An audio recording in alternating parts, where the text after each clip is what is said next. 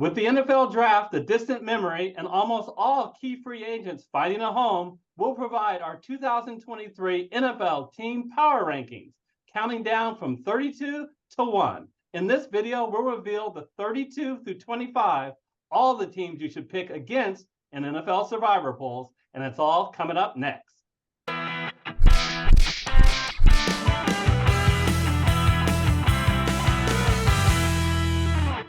Hello, everyone. I'm Eric Lee.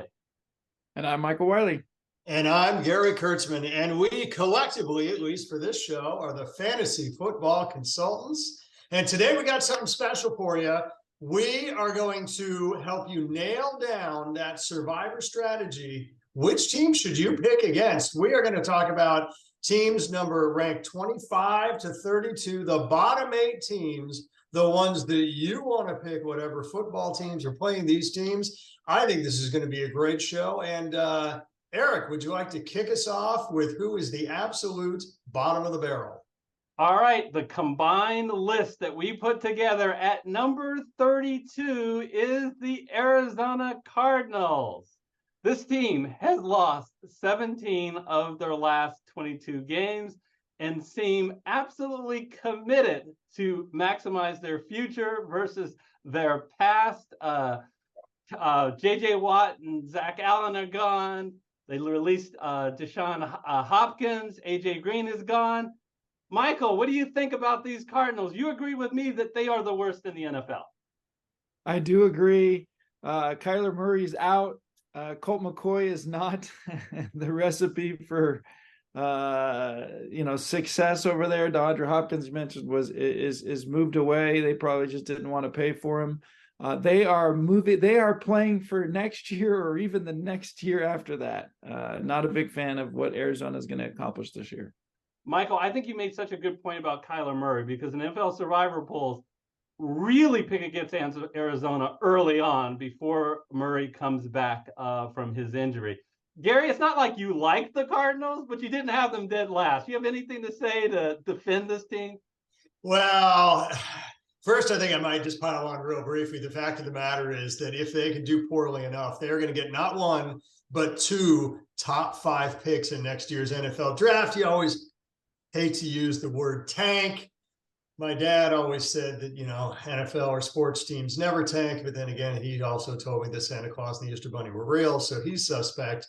I think they got all the incentive in the world to tank. But I will say this much. They have done one thing right in the offseason, and that one thing happens to be pretty important, and that is address their offensive line issues. Look, Kyler Murray runs for his life. Now, obviously, he's not going to be doing that in the first half of the season to be Colt McCoy, but they shouldn't have to do that nearly as much. They've solidified. They've now got 3 members of their offensive line who are rated above to well above average by Pro Football Focus. That's good. That is actually genuinely good. The only problem is they don't have much of any areas of strength for the rest of their team, and there's a lot of other dynamics to football. But the fact of the matter is, if they are playing a team that is that has a difficult time stopping the run, if there's one team that Arizona's built for that they could beat, it would be that kind of team. So be a little careful there.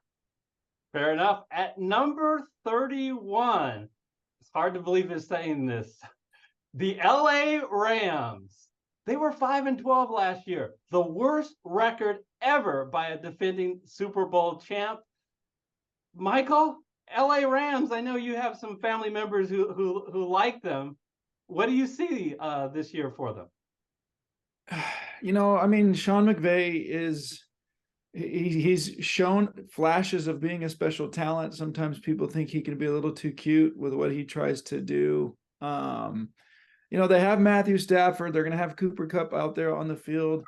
Can they overcome what I believe is going to be the worst defense in the league this year? I just don't think so. They're in they're going to get beat up in their own division. I feel like they're in rebuild mode, and they've committed to being rebuild mode. And I think Sean McVay is going to approach things accordingly. Gary? Yeah, gosh, we're in pile-on mode here for the Rams. I had them actually ranked as the absolute worst 32nd team in the NFL. We're not far off with the combined 31. Look, here's the deal. They were one of the worst offenses in the NFL last year, and they've done nothing to bolster their offense. And all they've done is they're about to lose Aaron Donald officially. They've certainly already lost Jalen Ramsey.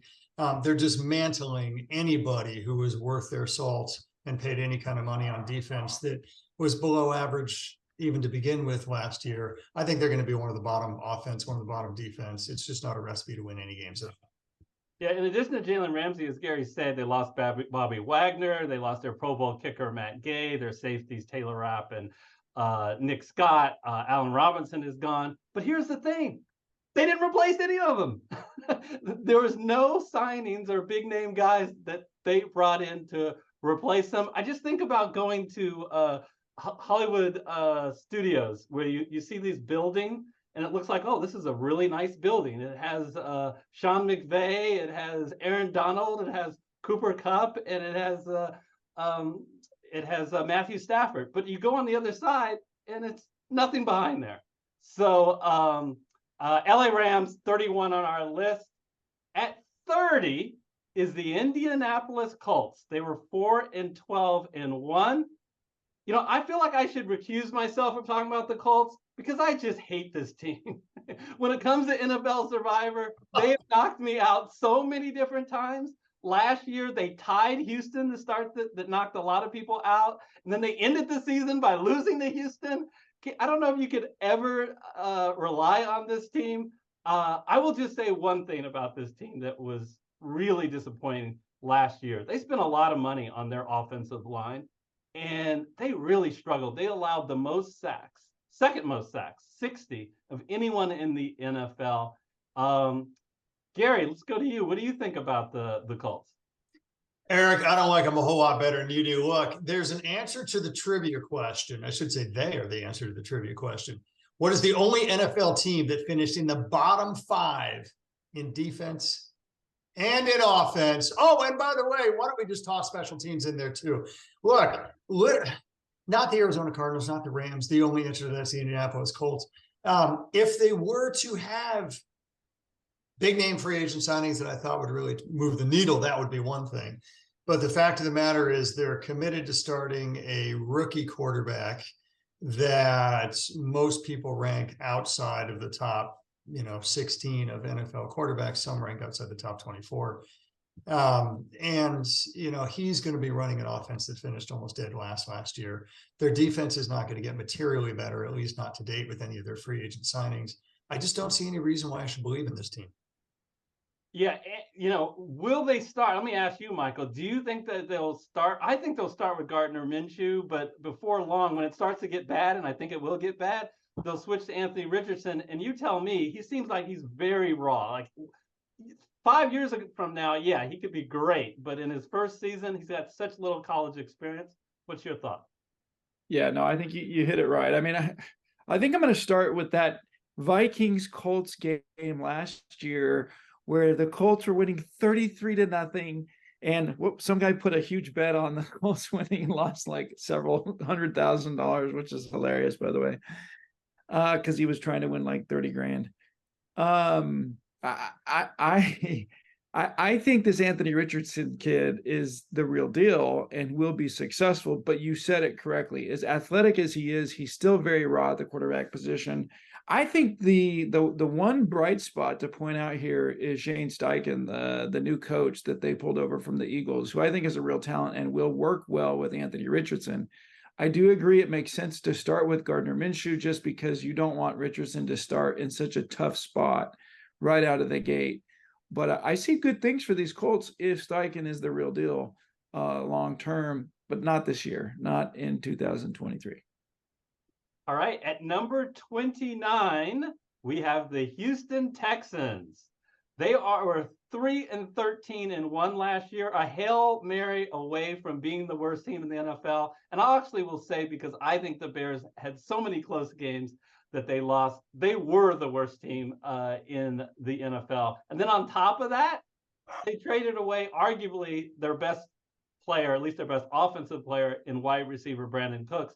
Makes me wonder, why was this Houston team ranked so high as 29? Well, it wasn't my fault because I had them lower. Gary, explain yourself. And you too, Michael. Well, nothing like putting a buddy on the spot, huh?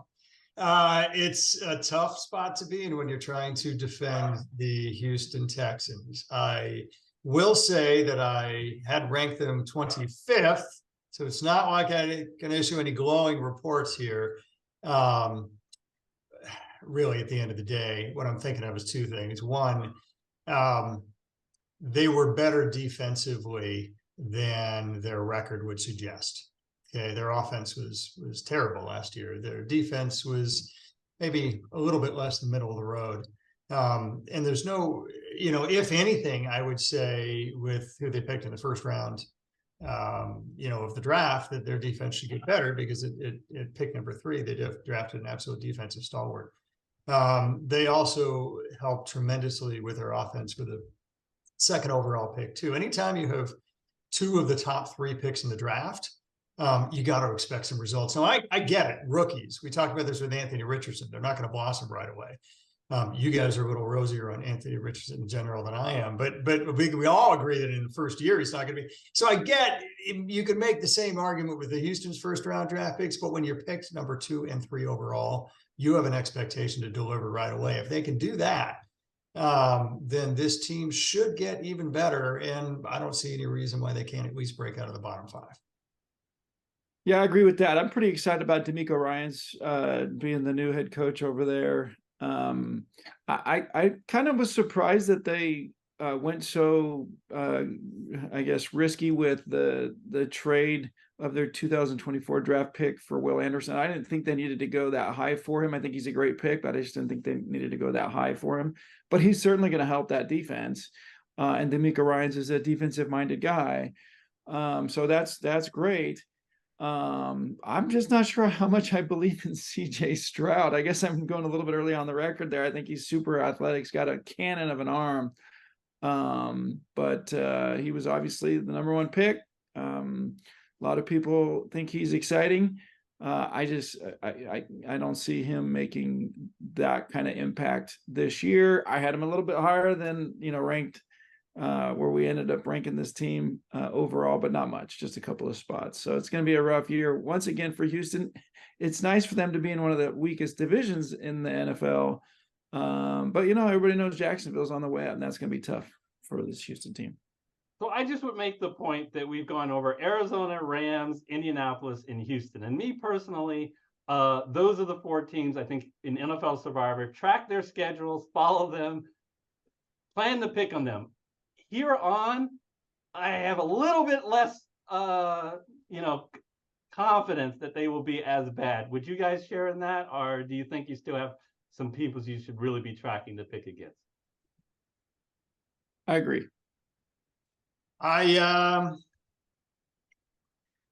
not altogether completely sold on the Tampa Bay Buccaneers either, but other than that, I definitely agree the 4 teams you just mentioned are downright bad. Okay, we'll get to the Bucs in just a second, but not next. Not next. At number 28 is the Tennessee Titans. They finished 7-10, but they lost their last 7 games of the season. Michael, let's go to you. What do you think of the Titans? Well, you heard me say good things about Mike Vrabel all season last year, because I really have been excited historically about what he took from his New England days over to Tennessee. Felt like he was able to accomplish some stuff for Tennessee, obviously with their tough running back. They have one of the best running games in the NFL, but that's about the only good thing you can say about them right now. Their defense has turned out to be atrocious.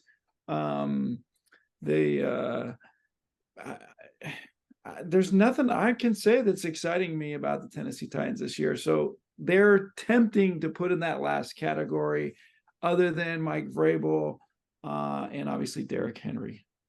Yeah, there are more problems with the Titans that I have, in addition to the defense which you've named. Their offensive line was just horrible. Granted, they did draft the rookie 11th overall, Peter Skronsky, and they signed Andre Dillard, but it's going to be way, way, way down there as far as offensive lines, which is bad news for Henry and Tannehill to stay healthy.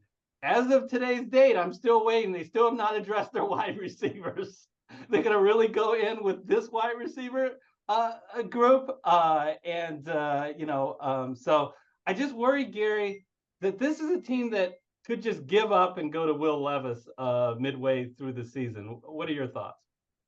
My thoughts are downright rosier than you guys. Just as a little bit of a counterpoint, perhaps to the benefit of the viewer, I see any team with a decent defense and a good running game to be a decent bet to win at least a handful of games. I'm higher on their defense than you. Maybe that's the difference between your guys' takes and my takes. I think we all agree Derrick Henry is. We're all waiting for the year where he massively slows down, because that's what you're supposed to do when you're a running back and you hit 30 or 31 or 32 or whatever. But he hasn't done it yet. And as long as he remains a top 10, and in some people's eyes, a top 5 running back, as long as you can have a defense that doesn't give up a whole ton of points, you're going to win a handful of games. These guys, your Tennessee Titans, okay, they were a top half defense last year. In fact, they allowed more than, if I'm phrasing this correctly, they allowed more than 100 points less than the 4 teams that we've talked about so far on defense throughout the course of the season. I don't believe they're as bad as you guys think. They were top half. They were ranked 14th in terms of points allowed for the year last year, and they were much better than that in the first half of the season. I don't know what the hell happened to Tennessee in the second half of the season, quite frankly. But I expect him to win a handful of games here. I don't expect him to be barn burners, but I wouldn't necessarily. They're one of the teams, Eric, you mentioned it, where I'm less comfortable picking against Tennessee. And I think their record's going to be better than. Sorry to jump in, Eric. I think their record's going to be better than some of these other teams that we're talking about, because they play the Colts twice and Houston twice, and so. I hear what you're saying, Eric. I want to comment on your this Will Levis kid. I am a big fan of his. I think he is the future there. It's just unfortunate is anybody to throw the ball to. So I'm excited about what could happen in Tennessee for a couple of years. I think it makes sense to tank, and that's part of the reason these guys aren't going to be as good, in my opinion. But we'll see. Oh, and there, by the way, as of today, Las Vegas has him as the odds-on favorite to sign DeAndre Hopkins. Yeah, well, that will just saying. I will up my ranking if they get a Hopkins. And I just feel this way with a lot of the rookie quarterbacks. I'm not saying Will Levis won't be great down the road. I just don't expect him to come in the middle of the year and be strong. We'll move on to Gary's least favorite team. Number 27 is the Tampa Bay Buccaneers. They were 8-9 last year, a division winner, Gary. How can you not like a division winner? But Tom Brady and Leonard Fournette are gone. I'll just let you attack them. What do you? I don't know. I just don't see him going in the right direction here. I don't see him having solved their quarterback issues. This is not a highly rated rookie that they're starting, and there's nothing to suggest that their quarterback play is going to be anywhere close to what it was with Tom Brady. Even though Tom Brady wasn't all that great last year, frankly. Rachaad White is not the answer at running back. I'm sorry, but he's just not. For anybody who's thinking that they can draft Rachaad White in fantasy football because Leonard Fournette's gone, there's a reason why Rachaad White continued to not, secure that RB1 role, even though Leonard Fournette was mediocre at best last year. Their offensive line still needs a tremendous amount of work. Wirfs is the only one on that line that's really you could say is very good. There are 4 other linemen, so that's a lot that they need to address. And their defense is kind of like the Titans, except a little bit worse on offense. Their defense is actually pretty good. They had about the league average defense last year. No big free agent signings, but nobody big who's leaving either. Their defense may be able to keep them in a handful of games, especially with the division that they play in, but I don't I don't believe in that offense, not one bit. Yeah, that's it. The offensive line is atrocious. Todd Bowles has so much work to do with recovering from what's happened to this team, and the defense is not what it was. And so I understand the trashing on this team, but yeah, they were 8-9 a year ago, which was good enough to win the division. I don't know. It's going to be a rough year for the Tampa Bay Buccaneers. All right, let's move on to number 26 is the Washington Commanders. They were 8-1. And you know what I like about this one? At 26 is exactly where I had them ranked, but you two were way different. So I'm going to sit back, enjoy some popcorn. And Michael, I'll let you talk why you like Washington, and then Gary's going to rip them in a moment. Tell me about this Commander team. I mean, Eric Bieniemy is the number one reason I'm a big fan of what the Commanders are going to be able to do this year. You guys keep hearing me talk about coaching. I think it makes a huge difference. Jacoby Brissett he's not atrocious. And so I think he's going to have an impact on this team. And they continue to kind of move up on the defensive side of the ball. They've got a couple of wideouts who can stretch the defense with Terry McLaurin and this other speedster that they have. So I can't believe you ranked them as low as you did.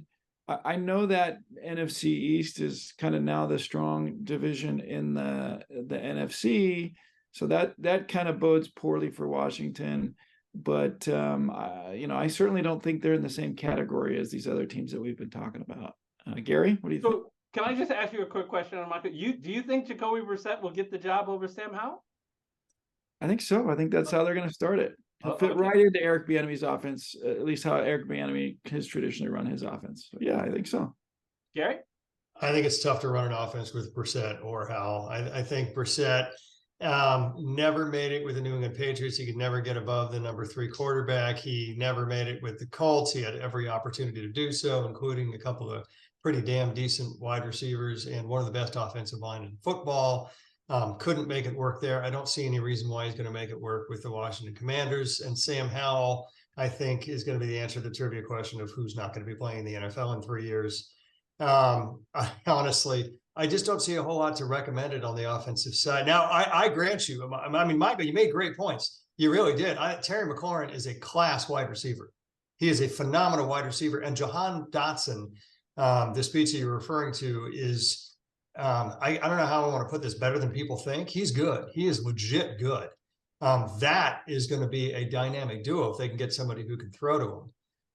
The only problem is the passers they've got throwing to him at best are slot receiver passers, and neither one of those are traditional slot receivers. So I just think they're going to have a hard time. I could be dead wrong on this. Michael could absolutely be right. I wouldn't necessarily rank Washington as one of the bottom 4 either that you should actually pick against in Survivor. I just think they have a real chance to be, because if they can't throw the ball, they were not very good running the ball at all last year. If anything, their offensive line got worse in the offseason. They do have their defense to fall back on. That's why Washington's going to win some games. At 25 is I'm sorry, Michael, I didn't want them to be on this particular show. This is your team.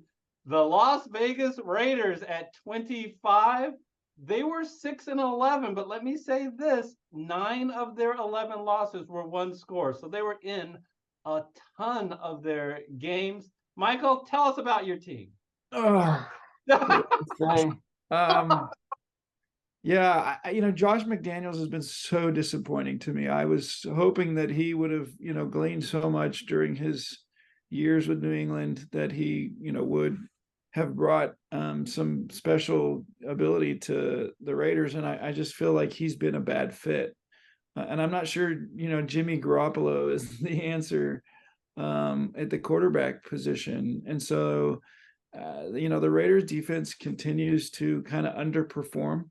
I think they're headed in the right direction at that spot. And the offense has weapons. I mean, they really do. But you can argue that they were the most poorly coached team in 2022.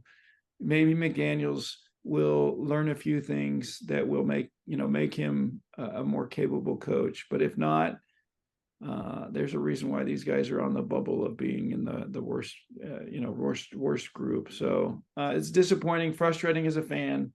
And I just don't have a lot of good things to say about my team right now. Here's my biggest concern about the Raiders. They have one of the worst offensive lines in the NFL, and it's going to be so-called protecting an injury-prone Jimmy Garoppolo. Gary, as a Niner fan, you've got an up-close look at Jimmy Garoppolo. What's your take on the guy? Jimmy Garoppolo is not going to be the reasons why the Raiders fail. He's not going to be, unfortunately, the reasons why the Raiders succeed either. But Jimmy Garoppolo is an accurate quarterback as long as he's not throwing further than 20 yards, right? And that's not horrible. That's really not horrible. That doesn't make you one of the worst teams in the NFL. I think what makes you one of the worst teams in the NFL is that you have basically two studs on offense. One of them looks like he's quitting the team in Davante Adams with all the press and all the quotes that we've seen about him. He's obviously frustrated. And the other one is Josh Jacobs, who the only thing I can say about Josh Jacobs is, yes, he's very good, but don't judge it based on last season, because last season was so much better than he did in the past. And he's, if anything, going to have an even worse offensive line. And I just don't see anybody being terribly successful behind that Raiders offensive line. So for me, and by the way, if I said Davante Adams seems like he was quitting on the team, Darren Waller has quit on the team. He's a New York Giant now, right? So I just don't see it. I think if anything, if the Raiders are going to be successful, they're going to have to protect Garoppolo, and they can't do that with the offensive line. B, they're going to have to get some big chunk plays by Davante Adams, and Jimmy Garoppolo can't throw long. Or C, they got to have the defense keep them in the game. And for the last 2 years, their defense has been in bottom 5 in football. So I trust these guys. I got to be honest with you. I ranked these guys originally in the bottom 5 in the NFL. I personally think they'll continue to perform that way. I respect people's opinions who say otherwise. Michael, you're more knowledgeable about the team than anybody else, at least of the three of us, and you've got some good things to say about part of their team. I totally respect that, but for me, I just don't see it happening for these guys. So these were our bottom 8: Arizona, the LA Rams, Indianapolis Colts, Houston Texans, Tennessee Titans, Tampa Bay, Washington, and Las Vegas. You want to stay tuned. Click on the video on your screen now to see the power rankings for the next 8. Until next time, take care, everybody. All right.